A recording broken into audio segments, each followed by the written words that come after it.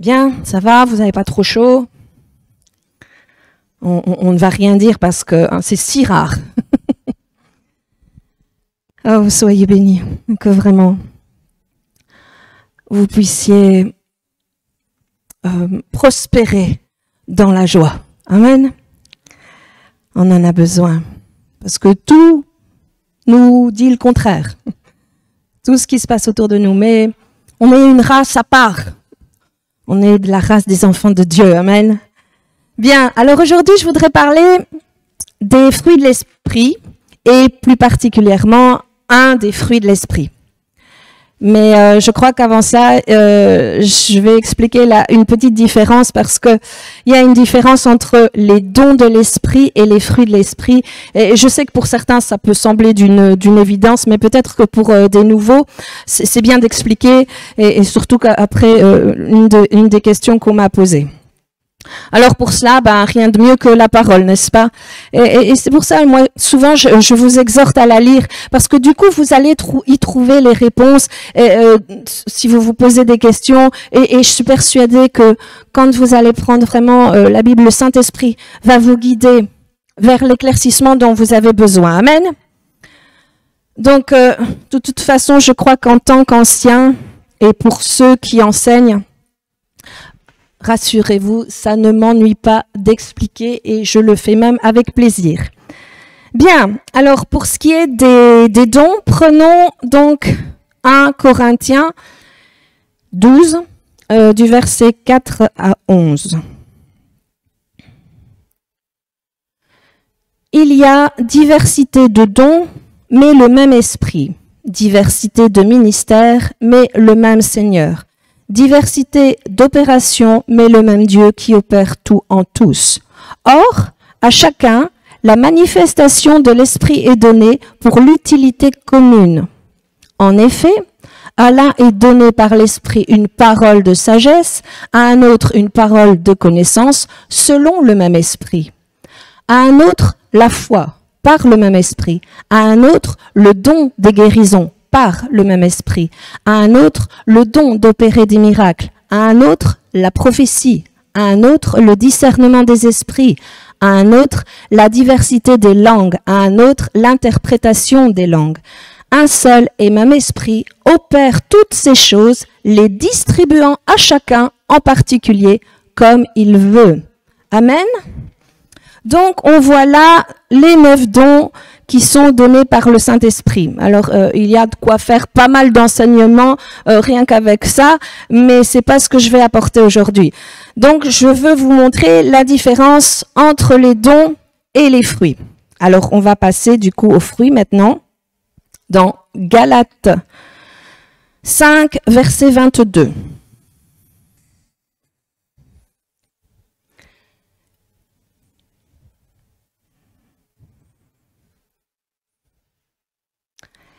Mais le fruit de l'esprit, c'est l'amour, la joie, la paix, la patience, la bonté, la bénignité, la fidélité, la douceur, la tempérance. Amen.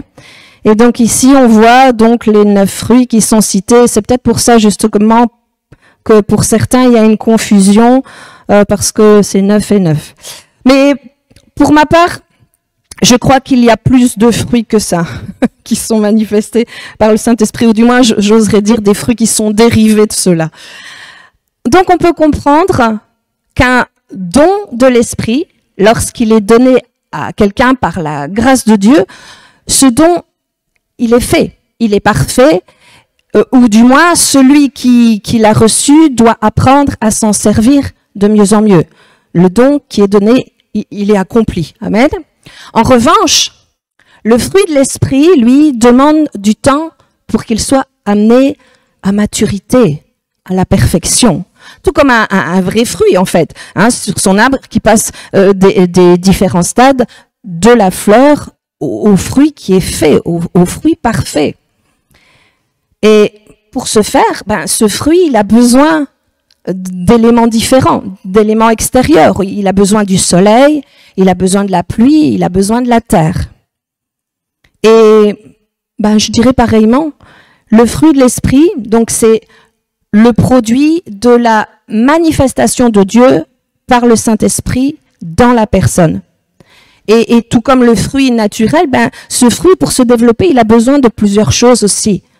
Et je dirais, premièrement, pour s'épanouir, ce fruit a besoin d'une relation avec Dieu, d'une communion avec Dieu.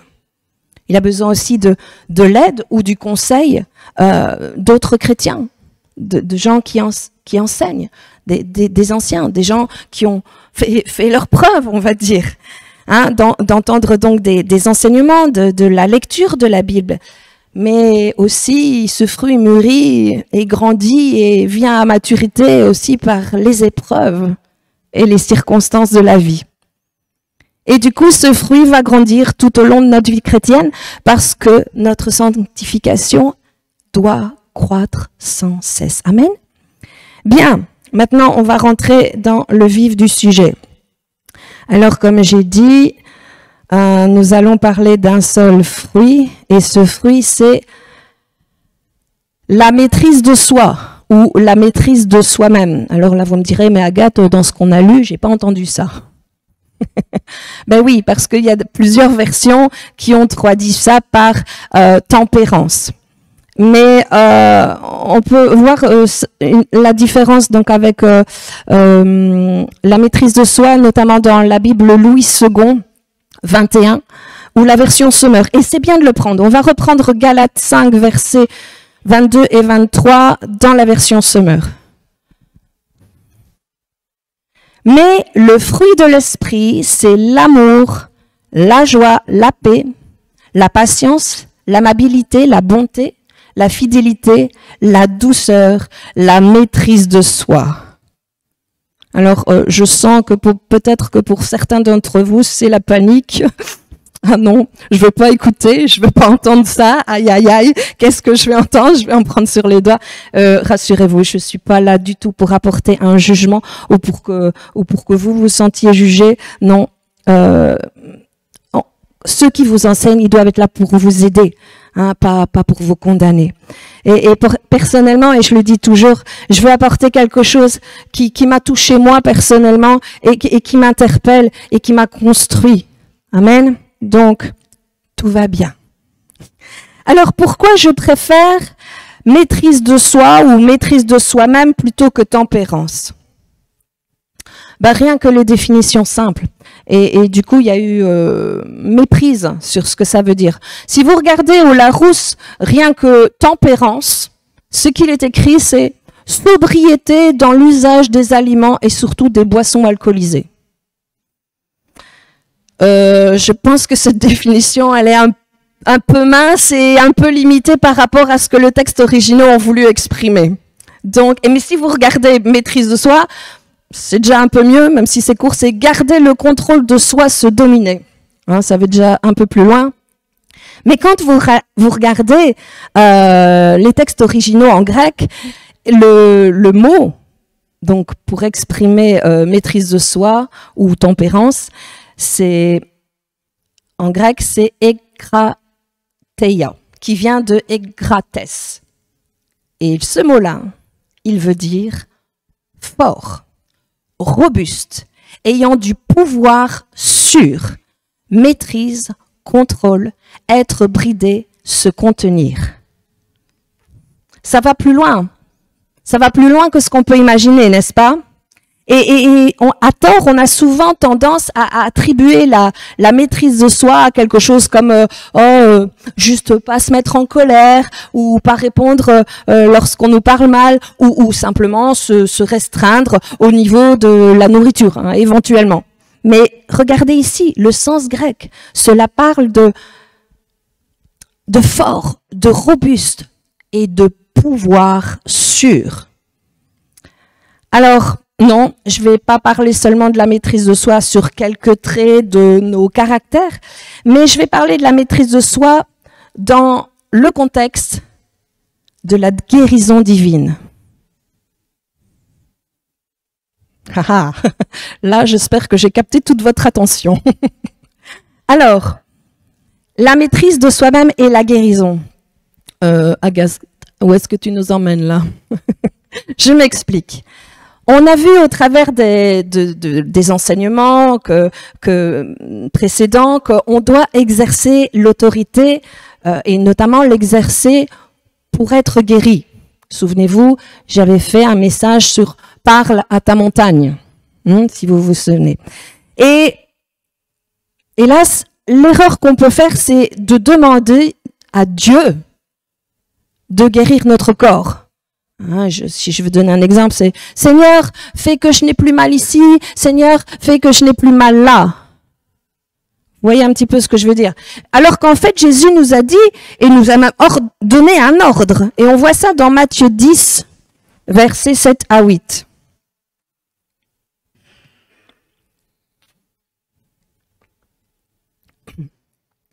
Allez, prêchez et dites, le royaume des cieux est proche, donc ça veut dire accessible.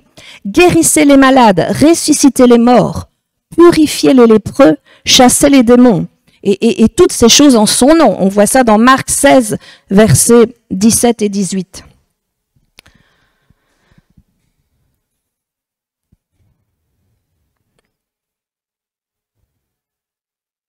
Marc 16, 17 et 18.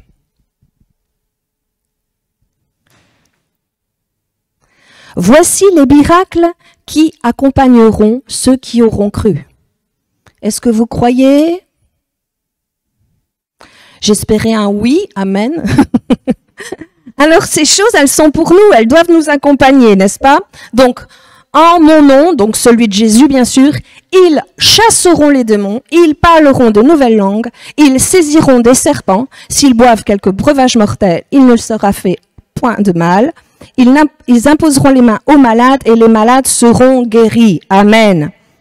Et on voit qu'il nous donne la façon de faire et on l'a vu notamment dans un enseignement et c'est là on va prendre Marc 11 verset 23. Ça rejoint donc ce que j'avais dit précédemment. Je vous le dis en vérité, si quelqu'un dit à cette montagne, ôte-toi de là et jette-toi dans la mer, et s'il ne doute point en son cœur, mais croit que ce qu'il dit arrive, il le verra s'accomplir. Amen. Donc, voilà, on a bien compris que Jésus nous donne l'autorité en son nom pour parler à notre corps, pour commander à la maladie, dans le nom de Jésus, de quitter, de partir. Alors, nous voilà donc dans ce contexte, dans le fait d'exercer l'autorité. Alors, on a parlé à notre corps, on a commandé à la maladie ou à la douleur de partir. Je vais donner un exemple. Vous avez dit à votre dos qui était douloureux, dos soit guéri dans le nom de Jésus, ou vous avez dit à votre genou qui vous faisait mal, qui vous faisait souffrir, genou soit guéri dans le nom de Jésus. Et il n'y a rien qui s'est passé. Pourquoi? Eh bien, apparemment, votre corps ne vous écoute pas. Apparemment, là, votre corps ne vous écoute pas. Ça n'a pas répondu quand vous lui avez ordonné de guérir. Qu'est-ce que ça signifie? Serait-il possible, peut-être, que ce soit votre corps qui vous gouverne, qui vous domine, plus que vous qui gouvernez, dominez votre corps? Qu'est-ce que je veux dire par là? Comme je vous l'ai dit, je vais parler de ce fruit de l'esprit qui est la tempérance, mais je préfère dire la maîtrise de soi. Et vous savez que si vous n'avez pas la maîtrise de vous-même, ça veut dire en fait que votre esprit n'est pas en charge, n'est pas aux commandes, mais que c'est votre corps, votre chair qui gouverne, qui commande. Alors oui, parce que, et là je le répète, on est trois parties, corps, âme et esprit. Notre esprit, avec un petit E. Donc ici, ce n'est pas votre esprit, petit E, qui est aux commandes, mais votre corps, votre chair. Et c'est pour ça que parfois, si vous vous apercevez, vous vous rendez compte que vous n'avez pas le contrôle sur votre corps, mais que c'est votre corps qui a le contrôle sur vous, sur votre esprit, eh bien, ce serait peut-être bien de penser à... Et là, je sens que vous allez réagir et je vais perdre une partie de l'audimat. Donc, ce serait peut-être bien de penser à faire un petit jeûne. Ça va? Vous êtes encore là? Pas de panique. Je vais être plus précise sur le sujet. On voit dans l'histoire, dans Matthieu 17, on va pas le prendre, je vais raconter comme ça. On a le cas des disciples qui étaient revenus de mission où Jésus les avait envoyés pour aller guérir les malades et chasser les démons. Et ils avaient été confrontés, ils avaient été face à un petit garçon qui était démonisé. Et on dit dans la parole qu'il était lunatique, certaines versions disent épileptique. Bref, cet enfant souffrait cruellement. Et les disciples ont voulu exercer l'autorité contre cette maladie et sur le corps de cet enfant. Et il ne s'est rien passé. Ils n'y sont pas arrivés. Alors, le père de cet enfant est venu auprès de Jésus, et là, Jésus, il est intervenu. Il a délivré l'enfant, et quelque part, il a repris les disciples. Et un peu plus tard, on voit qu'ils sont allés trouver Jésus en particulier, et lui poser la question, pourquoi n'avons-nous pu chasser ce démon? Ou exercer l'autorité, en fait. Et Jésus va répondre, c'est à cause de votre incrédulité. Et au verset 21, il dit, mais cette sorte, et là je voudrais ajouter cette sorte d'incrédulité, donc celle liée à nos cinq sens. Ici pour moi il y a une petite erreur d'interprétation parce que je dirais pas sorte de démon, parce que on sait que tous les démons sont assujettis au nom de Jésus. Amen. Donc il dit, mais cette sorte ne sort que par la prière et le jeûne. Parce que, oui, apparemment, les disciples, eh bien, leur chair avait le dessus. Leurs cinq sens, c'est-à-dire ce qu'ils pouvaient voir, ce qu'ils pouvaient entendre, ce qu'ils pouvaient sentir et ressentir, leurs cinq sens avaient le dessus sur leur esprit. Et c'est là que Jésus leur a dit, bien mes amis, il serait peut-être bien que vous jeûniez et de prier un peu afin de regagner le contrôle sur votre chair. Je paraphrase évidemment, hein, mais vous comprenez. Et vous voyez, ceci, c'est bien de le faire quand vous vous rendez compte que vous perdez le contrôle sur votre chair, que votre esprit n'a pas le contrôle, mais que c'est votre chair qui vous dit ce que vous allez faire ou ne pas faire, ce que vous allez dire, combien de temps vous allez le faire, ce que vous allez manger, enfin, etc. Vous voyez. Et là, donc, je dis, il serait bien de penser à faire un petit jeûne. Et je veux être précise parce que je sais que pour certains, c'est soit la panique, l'inquiétude de ne pas manger, et pour d'autres, la tendance à aller à l'extrême. Quand ils pensent jeûne, et surtout dans le but d'une guérison, ils se disent « Ah ouais, ok, je vais jeûner 21 jours, même je vais jeûner 40 jours comme ça. J'aurai. Okay. Bon, ok. C'est bien d'avoir de la bonne volonté, mais c'est peut-être pas si faisable ou pratique, surtout si vous n'avez pas justement le contrôle sur votre corps, d'imaginer, de penser offrir un grand sacrifice, c'est peut-être pas la meilleure des choses à faire. Donc, je voudrais expliquer ce que j'entends lorsque je dis petit jeûne. Mais on va prendre d'abord le livre des Proverbes 25 au verset 28. Regardez ce qu'il est dit.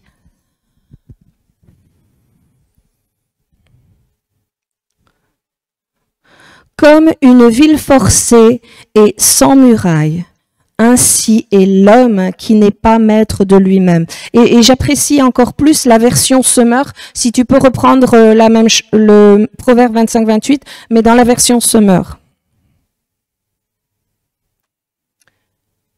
Celui qui ne sait pas se dominer est comme une ville démantelée qui n'a plus de rempart.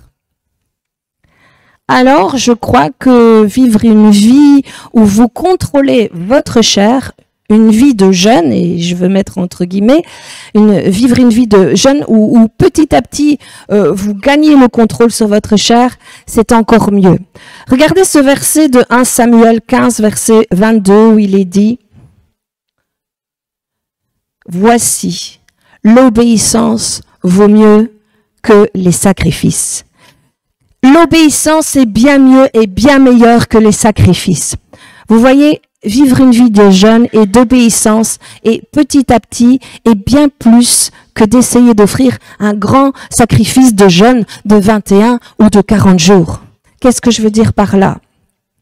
Ce que j'essaye de vous faire comprendre, c'est que petit à petit, dans votre vie, si vous vous rendez compte que vous n'avez pas le contrôle de votre chair, que votre chair a le contrôle sur votre esprit, petit e, c'est bien de le réaliser, c'est bien d'en prendre conscience et d'analyser ça et de se dire, Seigneur, comment est-ce que je pourrais regagner le contrôle de ma chair petit à petit?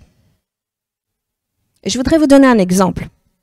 Par exemple, le Saint-Esprit vous montre, parce que là, voilà, tu vois là, le matin quand tu dis « il me faut absolument ma tasse de café, sinon le monde autour de moi va en pâtir. » Façon de parler. Eh bien, qu'est-ce que le Saint-Esprit, qu'est-ce que le Seigneur peut te dire par rapport à ça? Eh bien, il pourrait te dire, tu devrais peut-être, lorsque tu dis « je dois avoir ma tasse de café », tu pourrais choisir de ne pas avoir de café pendant quelques jours. Tu choisis de ne pas avoir de café, même si ta chair a besoin de cette tasse de café. Tu décides dans ton esprit que ta chair n'aura pas ce qu'elle réclame. Tu domines à ce moment-là sur ta chair. Ou un autre exemple. Quand tu rentres le soir, après le boulot, après une dure journée, j'ai besoin de me détendre un peu et je prends un verre pour me détendre. Le problème n'est pas que vous ayez besoin de vous détendre. Le problème, c'est que votre chair vous dit, vous avez besoin de prendre ce verre pour arriver à vous détendre. Alors qu'on sait que Jésus est le repos, Jésus est la paix, Jésus est la détente. Et puisqu'on parle de repos, justement, il y a un autre exemple. Certains, moi, pour pouvoir dormir, je dois absolument prendre un somnifère ou quelque chose de genre pour pouvoir dormir. Mais je trouve ça terrible, mes amis. Regardez ce qu'il est dit dans 2 Pierre. Mais on va pas le prendre, je vais juste le mentionner. 2 Pierre 2, verset 19, à la fin du verset. « Car chacun est esclave de ce qui a triomphé de lui. » Donc là, ta chair t'a conduit dans l'esclavage, dans une dépendance. Ta chair est maître et tu es esclave d'elle. Alors que ce que Dieu veut, c'est nous rendre libres. Amen.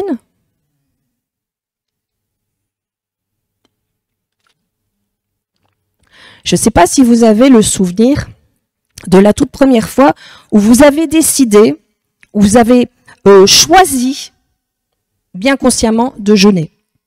Je parle ici évidemment du véritable jeûne, hein, de se priver pour un moment de nourriture. Rappelez-vous un petit peu qu'est-ce qui s'est passé. Eh bien, votre corps, votre chair, elle a réagi, elle s'est rebellée, elle a manifesté quelque part son désaccord. Ah non, c'est pas possible. J'ai besoin de manger, ou je vais pas me sentir bien, ou je vais défaillir.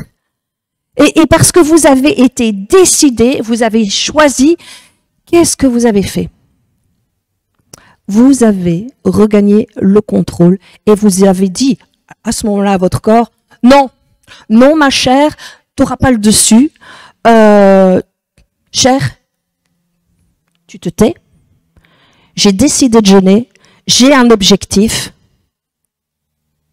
Si tu te tais pas, c'est pas un jour que je vais jeûner. C'est 2 ou 3. Non, je plaisante. Et tôt ou tard, qu'est-ce qui s'est passé? Votre chair s'est rabaissée et elle s'est soumise. Et c'est ce que ça fait quand vous choisissez d'obéir au Saint-Esprit.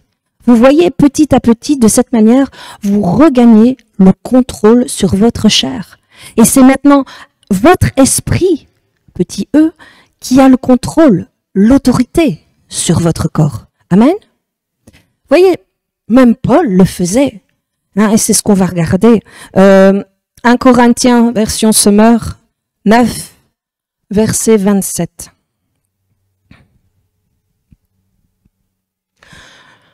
Je traite durement mon corps, je le maîtrise sévèrement, de peur qu'après avoir proclamé la bonne nouvelle aux autres, je ne me trouve moi-même disqualifié.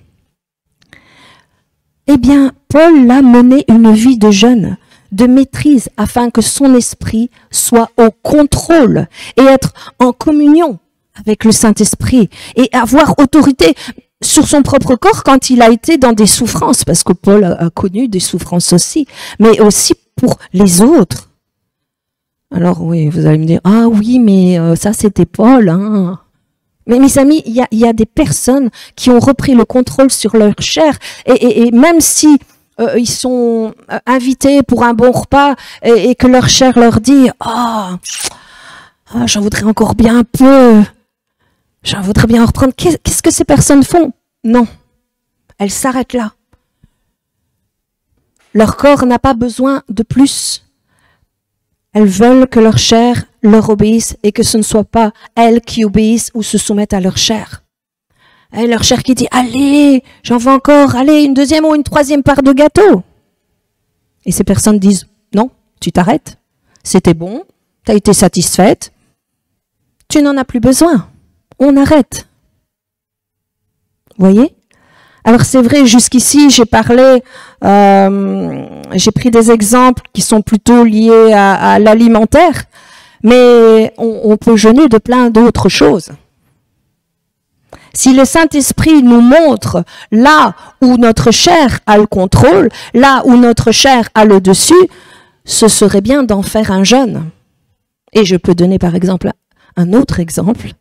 On a Facebook ou tout autre réseau social.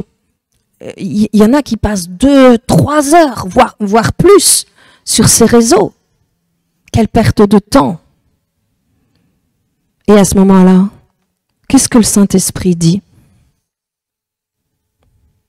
Eh bien, mon enfant, ce serait bien pour toi de jeûner de Facebook ou des autres réseaux sociaux, ou la télé, ou les vidéos. Ou toutes ces choses qui commencent à gagner un certain contrôle sur leur esprit. D'ailleurs, je ne sais pas si vous avez remarqué, mais on peut voir les modifications de comportement, et surtout chez les jeunes, qui passent tellement de temps là-dessus. Leur esprit n'a pas le contrôle. Donc, on peut petit à petit vivre une vie de jeûne quand nous nous apercevons que quelque chose prend le dessus sur notre esprit. Et on acquiert petit à petit la maîtrise de soi. Mais, ouais, je reconnais, il y a du boulot, hein, il y a du travail. Ben oui, parce que ça touche aussi à notre caractère, à notre façon d'être, de réagir même. Et je vais m'expliquer avec un exemple. Certains disent, mais moi je suis comme ça. Si on me parle mal, si on me dit quelque chose qui ne me plaît pas, faut que ça sorte, tant pis. Et je voudrais vous... Je l'en ai déjà parlé, mais je crois que c'était à la réunion de prière. Et dans mon travail, j'avais une chef. À partir du moment où ils ont su que j'étais chrétienne et que je témoignais de ma foi, on me laissait pas beaucoup tranquille. Hein. Je vivais une persécution, on va dire. Mais ça, il faut vous y faire. Je crois que ceux qui travaillent et qui ont déclaré qu'ils étaient chrétiens, ils ont vu tout d'un coup les choses changer. Alors, vous allez avoir une pression qui se fait sur vous. Mais ce qui est quand même incroyable, et je fais une petite parenthèse, c'est que, oui, on en a toujours sur votre dos, mais comme par hasard, quand il y a des responsabilités, des choses importantes, c'est vous qu'on vient voir. Mais bon, bref, je ferme la parenthèse. Donc, elle était toujours là et moi, je me soumettais. Moi, je ne répondais pas. Elle n'était pas agréable. C'était des humiliations, c'était de la persécution. Mais en tant que chrétien, il est dit de se soumettre aux autorités. Elle était mon autorité, donc je ne disais rien. Et elle se vantait justement d'avoir ce caractère fort et de dire oh ben moi que si j'ai quelque chose à dire, je clash, j'y vais, je balance ce que j'ai à dire, hein, parce que moi je suis comme ça, j'ai un caractère fort, je suis forte. Ce sont les faibles qui se taisent, en me regardant du coin de l'œil. Et bah oui, pourquoi pas. Mais des fois c'était dur et même mes collègues me disaient mais vraiment regarde, t'es pas mordante. Je te dis pas ce qui se passe à l'intérieur de moi, mais c'est vrai, je dis rien. Je dis pas que j'ai ça me fait rien, ça me fait quelque chose, mais voilà. Et puis justement, je parlais avec ma collègue et je lui dis mais puisqu'elle dit qu'elle est si forte, je voudrais ton avis. Qu'est-ce qui est le plus fort? La personne qui réagit pour un oui, pour un non, qui se met en colère et qui vocifère et qui dit tout haut ce qu'elle pense, ou la personne, quelque part, qui encaisse, qui ne dit rien, mais qui se maîtrise. Même si ça hurle à l'intérieur. Regardez justement ce que dit Éphésiens 4, versets 26 à 27. Qu'est-ce que ça nous dit à ce sujet? Si vous vous mettez en colère, ne péchez point, que le soleil ne se couche pas sur votre colère et donnez pas accès au diable.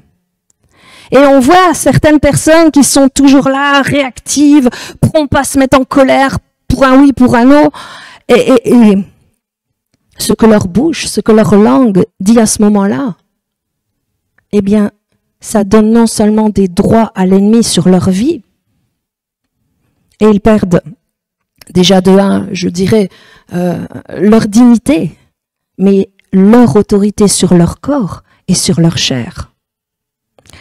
On va prendre Jacques 3, verset 2 dans la version Darby.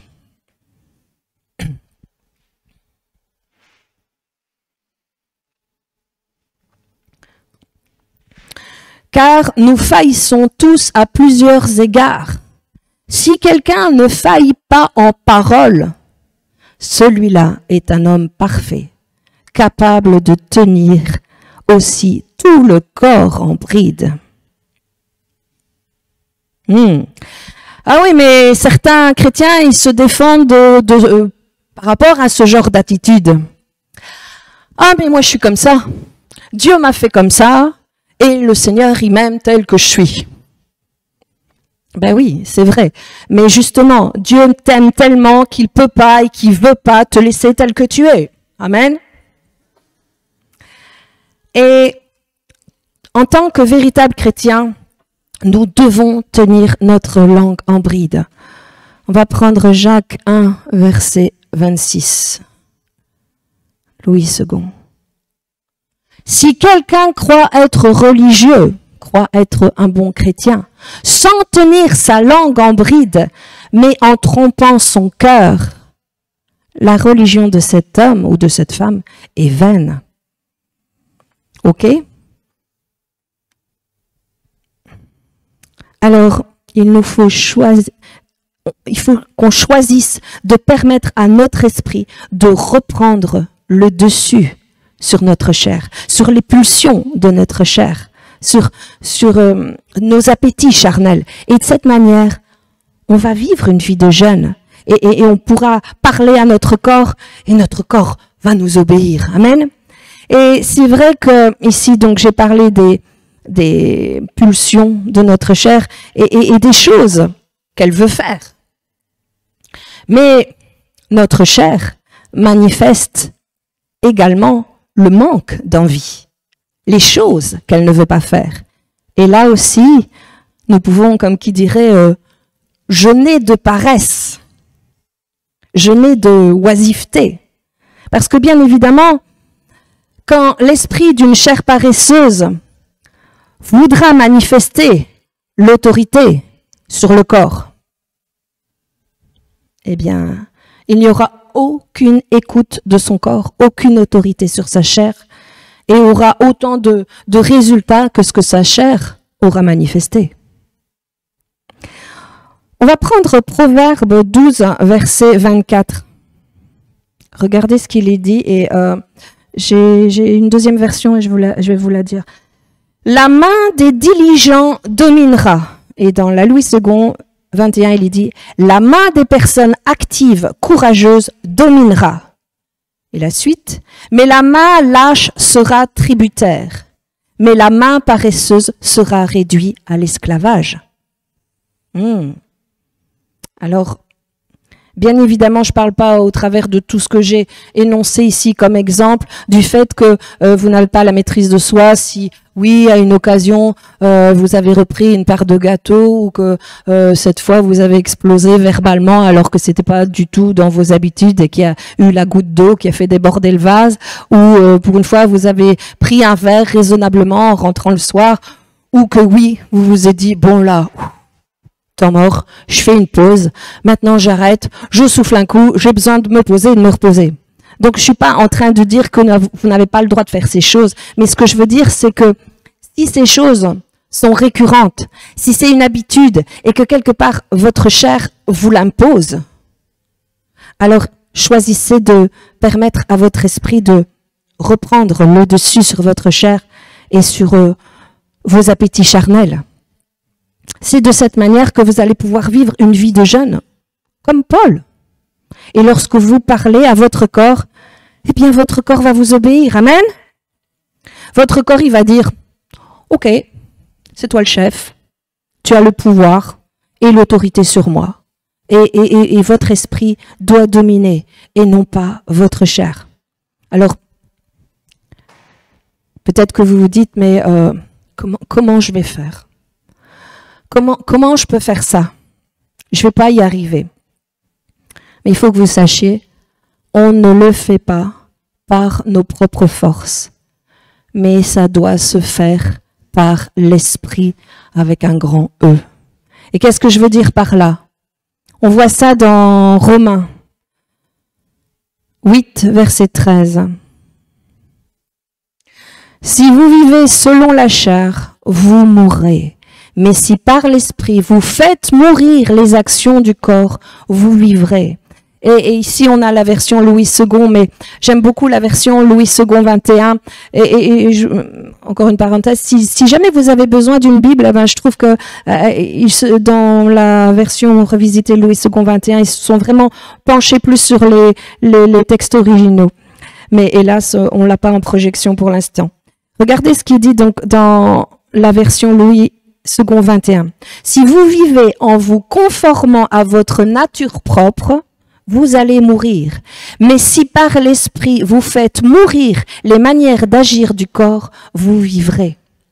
Donc là, Paul nous dit que nous allons faire mourir les actions du corps par le Saint-Esprit. Mais comment allons-nous le faire? Eh bien, Philippiens 2,13 nous donne la réponse. Car c'est Dieu qui produit en vous le vouloir et le faire. Car c'est Dieu ou le Saint-Esprit qui va produire en vous le vouloir, donc le désir, la décision et le pouvoir, la puissance de le faire. Amen. Et lorsque vous lisez votre Bible ou quand vous passez un moment dans la présence du Seigneur et que le Saint-Esprit vous éclaire au travers de la parole ou que le Saint-Esprit vous parle tout simplement et qu'il vous montre que peut-être là, vous devez regagner le contrôle sur quelque chose. Et là, qu'est-ce qui se passe? Vous réagissez, vous obéissez. Et par l'Esprit, saint. Si vous obéissez, alors vous allez regagner le contrôle sur votre chair. Et c'est votre esprit, petit e, qui va dominer. Vous savez, le Saint-Esprit nous pousse toujours vers la sanctification. Et si nous obéissons, c'est des victoires que nous allons obtenir. Et quand vous allez parler à votre corps qui est souffrant, ou même le corps malade d'une autre personne, ils vont devoir vous obéir. Amen. Alors, regagnons tous le contrôle de notre chair par l'esprit, parce que la maîtrise de soi est un des fruits de l'esprit et on doit le manifester. Car attaché à ça, il y a des victoires. Amen. Voilà. C'est ce que je voulais vous apporter ce matin. Susciter une interrogation afin qu'on puisse avoir autorité déjà sur notre propre corps et que notre corps nous écoute en disant « Ouais, ok, c'est toi qui me dirige. » Et c'est pas l'inverse. Amen. Soyez bénis. Rendez-vous demain pour la réunion de prière et rendez-vous mardi matin pour les travaux. Soyez bénis, bon dimanche.